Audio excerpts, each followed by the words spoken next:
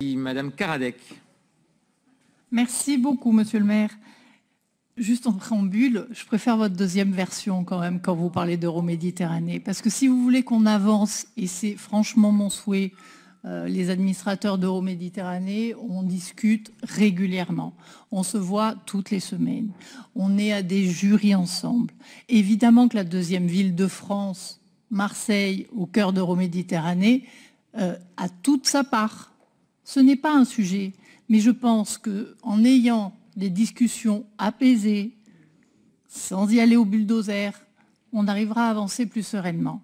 Et enfin, parce que Guy Tessier a dit beaucoup de choses et je ne vais pas revenir là-dessus, vous parliez de tiers-lieux, d'habitat partagé, de résidence d'artistes, d'urbanisme transitoire. Mais tout ça est dans Euroméditerranée.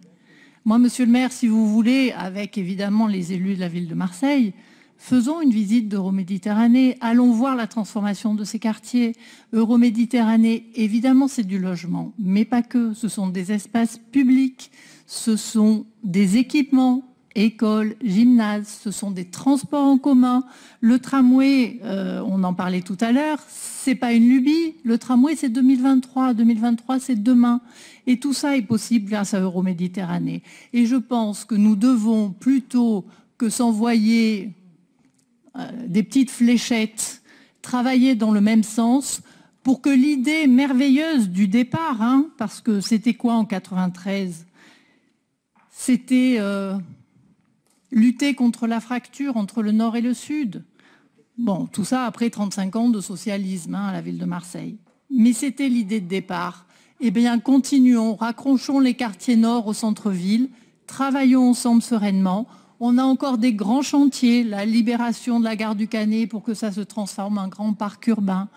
On a la poursuite, au-delà d'Euroméditerranée, de la dynamique et faire en sorte que aussi on puisse dialoguer ensemble face au port pour que cette ouverture sur la mer d'Euromed 2, elle puisse se faire. Et je pense que c'est en conjuguant nos efforts, les financeurs, je rappelle qu'il n'y a pas que la ville, la métropole, la région, le département et l'État qui a réduit sa participation, même s'il a toujours énormément d'administrateurs au conseil d'administration. Mais ensemble, essayons de défendre les dossiers dans l'intérêt des Marseillais et de notre ville. Je pense que ça sera 100 fois plus intelligent. C'est bien.